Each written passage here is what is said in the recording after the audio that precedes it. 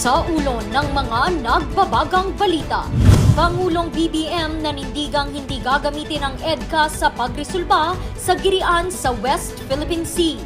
2,000 Cavaliers dumalo sa PMA Alumni Homecoming 2023. 5-man panel naghahanda na para sa pagsisimula ng investigasyon ng mga PNP high-ranking officials. Iba't ibang paghahanda para sa panagmanga Grand Float Parade silipin. At mga alamat, binigyang buhay sa Panagbanga Fluvial Parade.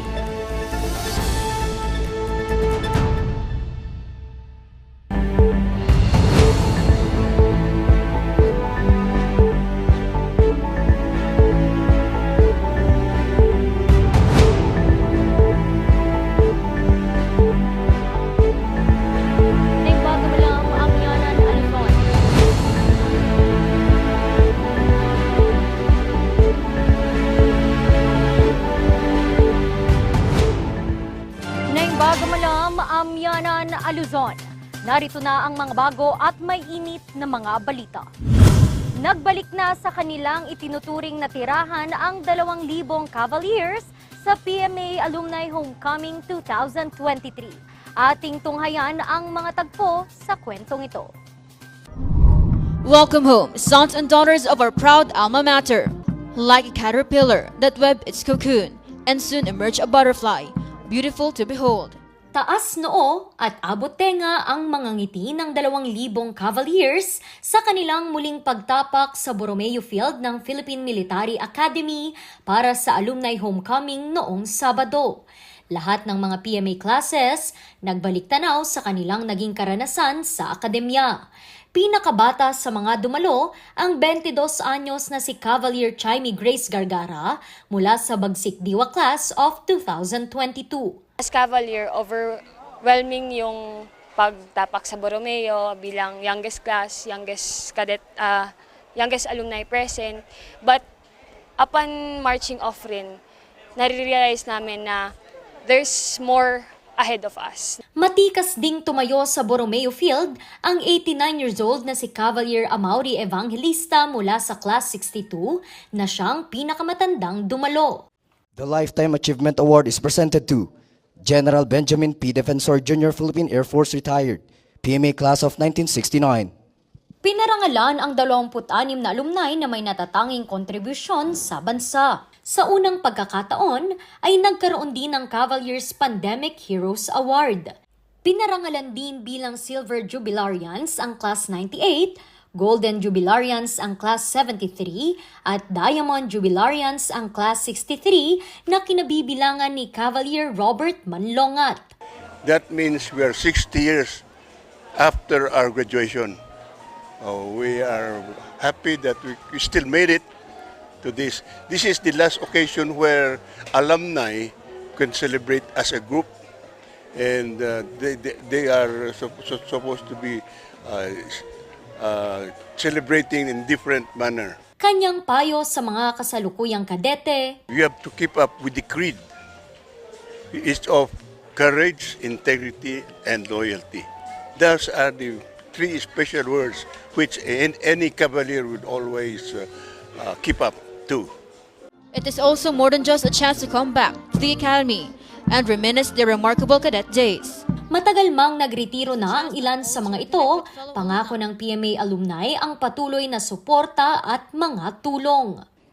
The PMA Alumni Association Incorporated is ready to answer your call for greater prosperity and security in the finest tradition of the Filipino soldier in the Battle of Imus in 1896 against Spain, in the Battle of Manila and of Tirad Pass in 1899 against America and during the Great Philippine-American War, in the Battle of Mount Samat in World War II, and recently in the battle that liberated Marawi in 2017, and of course, in the campaign to end the COVID-19 pandemic.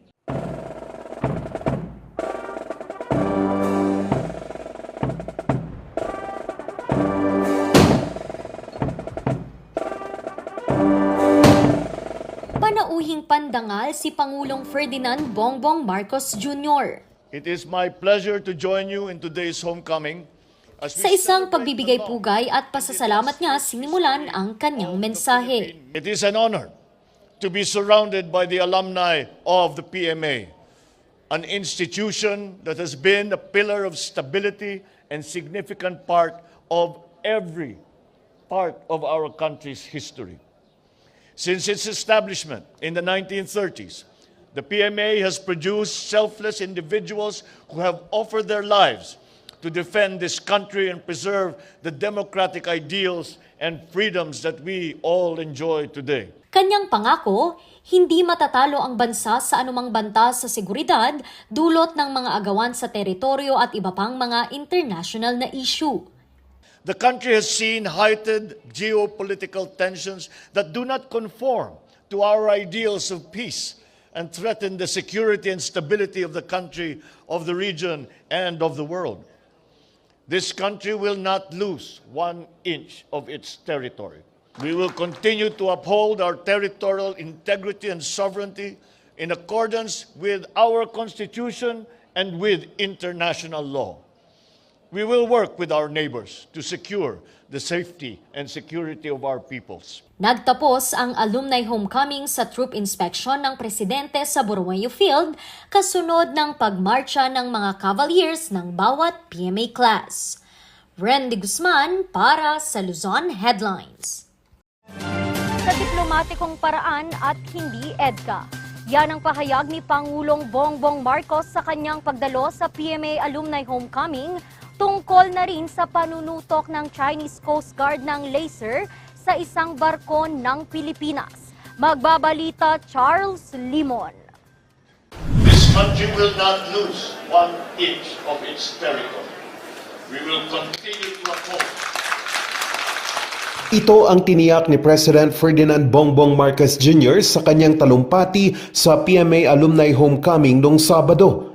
Ito'y sa kabila ng umiinit muling tensyon ng Pilipinas at China sa West Philippine Sea. Noong ika-6 ng Pebrero kasi, tinutukan ng Chinese Coast Guard ng military-grade laser ang Philippine Coast Guard vessel na BRP Malapascua sa Ayungin Shoal habang nagsasagawa ng suporta sa rotation at resupply mission ng Philippine Navy. Bagay na inalmahan ng Beijing at nilinaw na pumasok umano ang BRP Malapascua sa Renai Reef na parte ng Nansha Island ng China. Kinausap na ng Pangulo ang Embahada ng China ukol dito at tiniyak na re-resolbahin ito sa diplomatikong paraan. We have to find a way around this because if we are such close friends, such as China and the Philippines, these are not the kind of incidents that we should be talking about between the President and the Ambassador to the Philippines from China. And I reminded him that this was not what we agreed upon with President Xi when I visited him in Beijing. So, Dagdag pa ng Pangulo, hindi tama na gamitin ang Enhanced Defense Cooperation Agreement o EDCA ng Pilipinas at Estados Unidos sa nasabing insidente. despite the fact that it was a military-grade laser that was pointed at our Coast Guard, I do not think that it is sufficient for us for it to trigger the Mutual Defense Treaty. So we are in constant contact, of course, with our treaty partners, not only with the United States, but also our ASEAN partners and our partners here in Asia. Pero ayon kay Joshua Agpawa, Research Associate ng Philippine-China Studies Center ng Jinan University, maaari raw lumala ang tensyon sa West Philippine Sea sa pagtatayo ng military bases ng Amerika sa bansa. Kaya mahalaga umanong linawin ng Pilipinas sa China ang intensyon nito sa pagpapalakas ng military partnership sa Amerika. What we are all worried about and what China is also worried about, I guess, is up to where we want to escalate the situation, because it's very obvious na we are entering into a tripartite military defense. That means we are preparing for war. Hindi rin daw tugma ang diplomatic policy motto ng administrasyon sa pakikipag-ugnayan ng bansa sa Japan at Estados Unidos. Medyo questionable ang pag-a-apply at pagmamaterialize ng friend to all and enemy to none, because if we're truly friend to all and enemy to none, we should not choose sides. Kaya kailangan daw maging maingat ang Pilipinas sa bawat aksyon nito sa West Philippine Sea. We have to remember, the China that we face right now is not the China that we faced before. Even in the sayings of Mao Zedong and Sun Tzu, China will never enter into a war that they cannot win. That's number one. And number two, China will never enter into a war that they are not prepared. Upang mapalakas pa rin ang presensya ng Pilipinas sa pinagagawang teritoryo, patuloy pa rin ang pagpapatrolya ng Philippine Coast Guard. Katunayan, noong ika-9 ng Pebrero, hinamon ng radio challenge ng Philippine Coast Guard ang isang Vietnamese flag fishing vessel sa Recto Bank o Reed Bank na sakop ng Exclusive Economic Zone ng bansa. Dahil dito, kusang umalis ang Vietnamese vessel. Ilan lamang ito sa mga ginagawa ng Coast Guard upang maprotektahan pa rin ang teritoryo ng bansa sa kabila ng lumalalang tensyon. Charles Nicolimon para sa Luzon Headlines. Kasado na ngayong darating na linggo ang pinakahihintay na Grand Float Parade para sa Panagbanga 2023. Malaking tulong daw ito para sa kabuhayan ng mga flower vendors at florists. Ating alamin kung paano nila inaalagaan ang bulto-bultong mga bulaklak na ginagamit sa mga float sa kwento ni Jose Robert Inventor. Bulto-bultong mga bulaklak. Ito ang mga gagamitin sa paggawa ng mga float sa darating na Panagbanga Float Parade sa February 26. Bagamat kaunti ang bilang ng sumali ngayong taon, ipinagpapasalamat pa rin ito ng flower farmer at florist ng lungsod. At sa muling pagbukas ng Panagbanga, malaking tulong sa amin yung income namin para ma-harvest tong mga bulaklak namin. Nakakatulong din kasi marami kami nakukuha rin ng mga kasama namin na lalo sa mga farmer, yung mga gardener, nakakatulong din sila sa paggawa ng float. Kaya nakakapagbigay din ng parang trabaho sa amin. Puspusan na rin ang paghahanda ng mga florist sa paggawa ng mga float. Sa mga bulaklak, medyo rare kasi yung mga gagamitin na colors. Handa na rin yung mga tao dahil ngayon ulit na tayo na mga 3 years yata na walang float na nagparade. Kaya siguro ngayon marami na rin na excited sila na mapanood ulit yung mga press flower. 3 hanggang 4,000 dosena ng mga bulaklak, depende sa laki ng float ang ikinakabit. Bawat float nagkakahalaga ng halos 1 milyong piso. Siguro sa isang float 2 weeks. Mahirap mag-framing. Mas madali yung foam tapos dun sa mas madali pa yung bulaklak. Para hindi madaling malanta ang mga bulaklak, tamang pag-aalaga raw ang sikreto. Pagka nakabit na yung bulaklak, nag-i-spray din kami ng hapon. Lalo na pagka magguguna na magpaparade na sa kaarawan ng parade, mag-i-spray kami talaga. Ang ginagawa namin, nilalagay namin sa plastic yung mga floral foam, may tubig na yun. Isa ang float parade sa mga pinaka-inaabangang takbo ng Panagbanga Flower Festival. Jose Robert Inventor para sa Luzon Headlines. Ang bahaging ito ay hatid sa inyo ng King's Vita Plus Animal Feed Supplement. Alagang King's Vita Plus, kikita ka na, aasenso ka pa. Susunod, 5-man panel naghahanda na para sa pagsisimula ng investigasyon ng mga PNP high-ranking officials. Yan at iba pang mga balita. Abangan sa pagbabalik ng Luzon Headlines.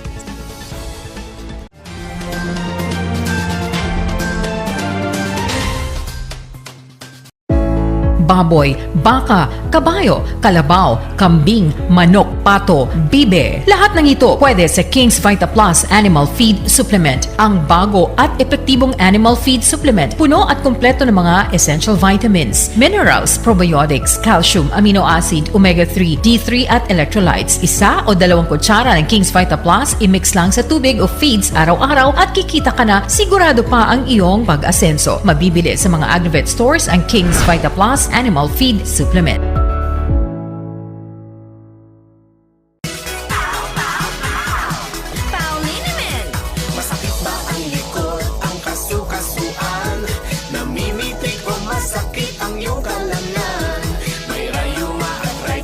nahihilo.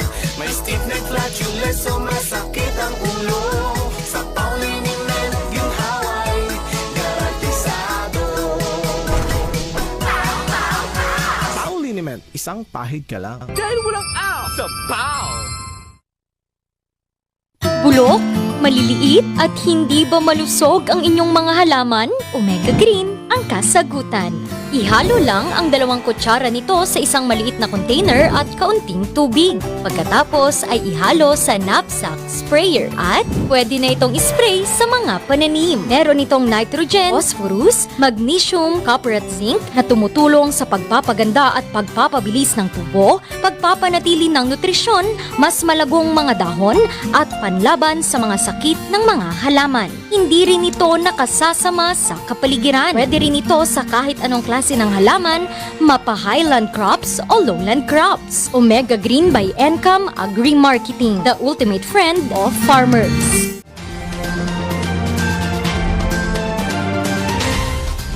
Malapit nang simulan ang investigasyon ng mga high-ranking officials ng Philippine National Police.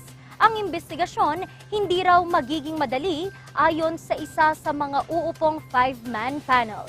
Atin siyang kilalanin at alamin ang kanyang ilang pahayag sa balitang ito.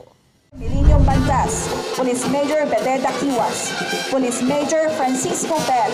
Sa pagdiriwang ng ika-32 taon ng Philippine National Police sa Cordillera, kanilang panauhing pandangal ang dating Regional Director ng Procor taong 2013 hanggang 2015 na si Retired General Isagani Neres. Siya ngayon ang nakaupong Undersecretary ng Presidential Advisor for Police Affairs.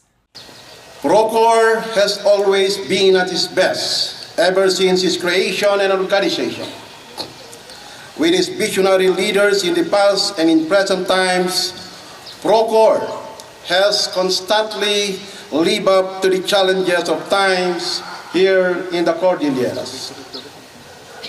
It continues to perform its various tasks in peacekeeping within the very much acceptable standards and expectations of the Cordilleras. Hindi raw maikakaila ang titulong Home of the Most Disciplined Cops ng Procor.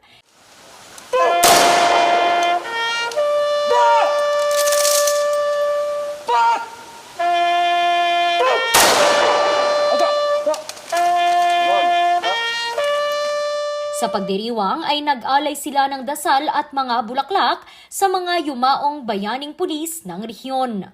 Meron tayong mga talagang willing to sacrifice their safety and even their lives for the good of the Cordilleras. And we are very, very happy na meron tayong mga ganitong tao. Samantala, bagamat tumanggi itong magbigay ng pahayag tungkol sa issue sa courtesy resignation ng mga third-level officials sa bansa, bilang isa sa mga 5-man panel, sinabi niyang hindi magiging madali ang kanilang isasagawang investigasyon. Yung bang obligation of a former police officer, an obligation of a member of the PBBM administration to really have a clean and dedicated component of this administration. So, yun lang. On challenges, it's not a challenge anyway because there are parameters. Sa nauna ng pahayag ni PNP Chief General Rodolfo Azerin Jr. na magsisilbing chairman ng 5-man panel, sinabi niyang nasimulan na nila ang pagpupulong tungkol sa magiging takbo ng investigasyon. We are given 3 months by our president, but we intend to finish it in less than 3 months para at least yung iba maibsan na yung kanilang yung pag-aalala what will happen to the respective careers. Isang colonel lamang sa 953 high-ranking officials ang hindi nagpasa ng kanyang courtesy resignation. Inaalam pa raw ng PNP ang dahilan ng opisyal.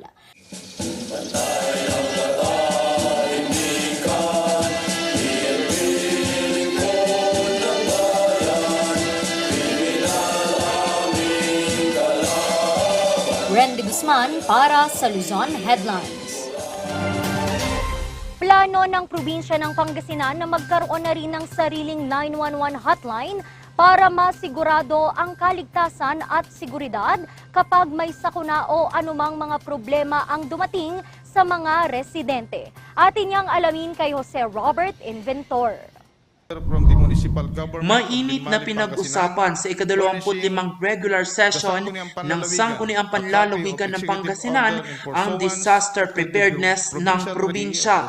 Isa sa mga tinalakay dito ang pagtatayo ng 911 command center ng probinsya. The establishment of Paseo C3 is beneficial to the populace of Pangasinan as it will serve as frontline service area for overall emergency operations and network communications in the entire province. So the 911 center, this will be under the Central 911 Office of DILG National. And what we are doing right now is in consonance to the objective, of course, of the provincial government in keeping our province mates safe at all times, 24/7. And this is also the intent of the national government. Ilang bayan na sa Pangasinan ay mayroong 911 hotline, pero kung magkataon, mas mapapabilis ang pagresponde ng bawat sakuna.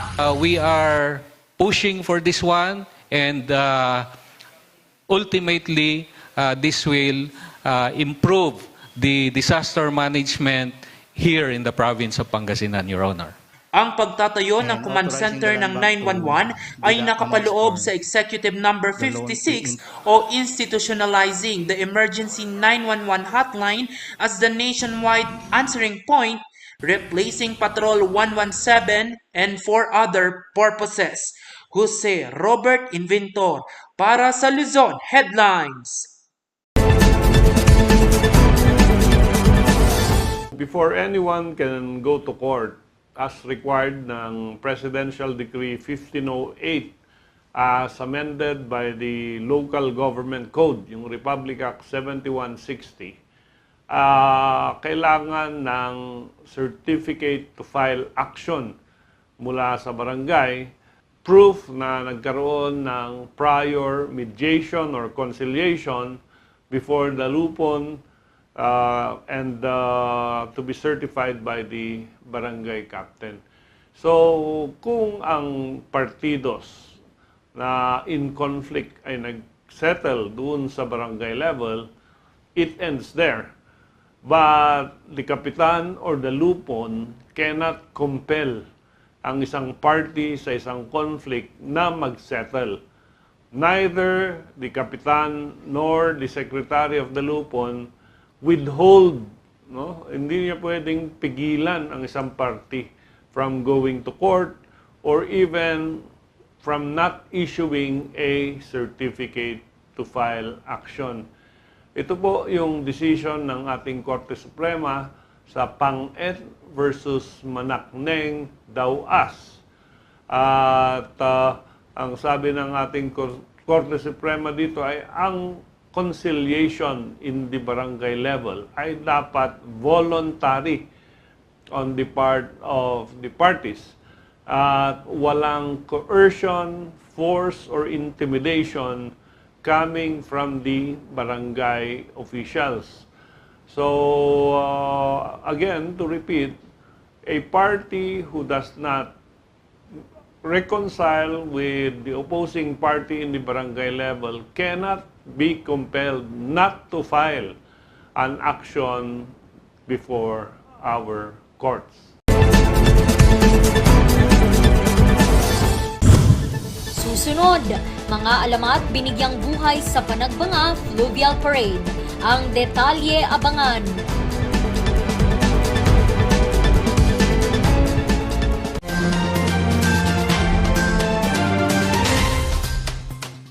Sa milk tea ng batang 90s, taratati lang itrahay. Ang batang 90s milk tea, di ka magsisisi, promise. Sa milk tea ng batang 90s.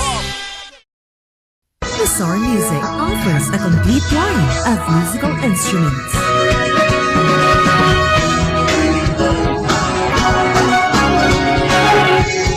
Luzon Music, Baguio's pioneer in online music and art lessons.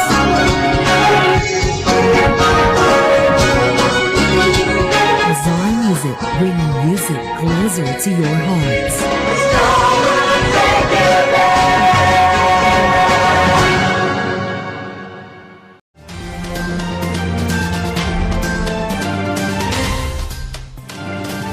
Pamilyar ba kayo sa ilang alamat sa Pilipinas? Ang ilan sa mga ito, ibinida sa Fluvial Parade ng Panagbanga 2023.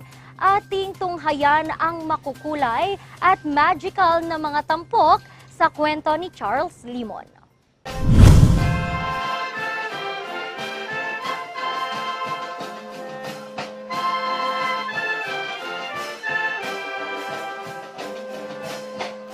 Makulimlim man ang kalangitan, pinaningning ng mga bulaklak at musika ang Fluvial Parade sa Burnham Park, Baguio City.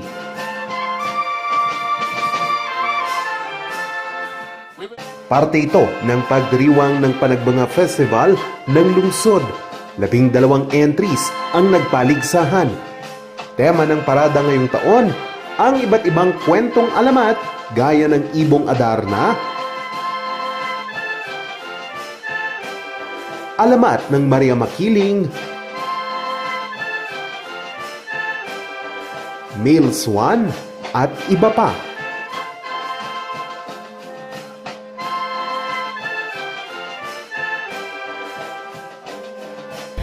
Madami masyadong tao sa Baguio, no?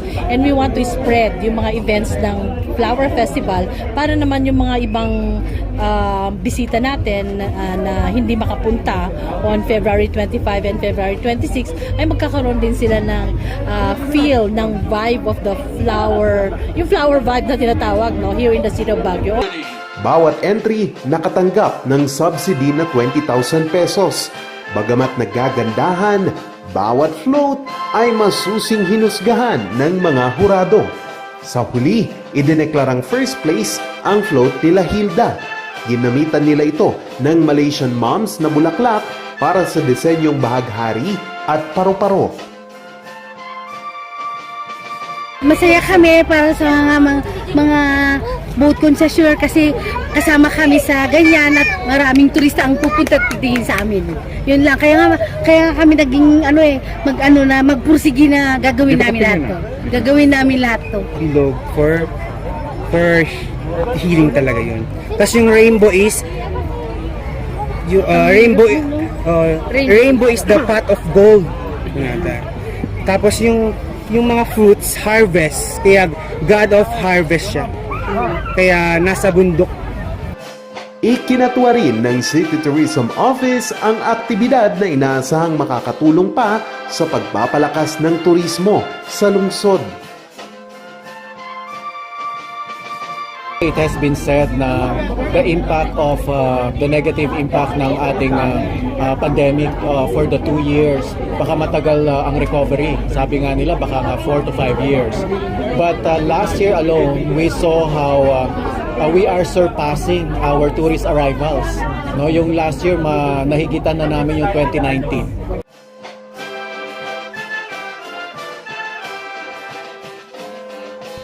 Ang nasabing aktibidad ay ideya ng Department of Tourism at balak na din nila itong gawin tradisyon. As a matter of fact, maraming mga establishments na gusto nang sumali. But right now kasi it's exclusive with our boat operators. Sila talaga yung main participants natin for this year. We want this to be a regular activity na of the Panagbenga Festival. So pinag-uusapan namin sa Baguio Flower Festival Foundation Incorporated na gawin ng traditional event at marami naman tayong natutulungan na mga boatmen, no?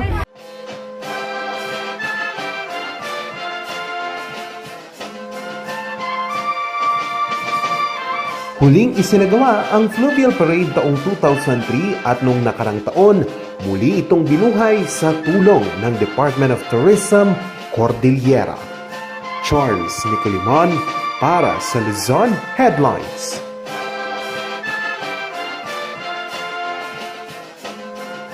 At yan ang mga balitang nakalap ng Luzon Headlines ngayong araw. Muli, Maraming salamat at magandang araw sa ating lahat. Happy Monday!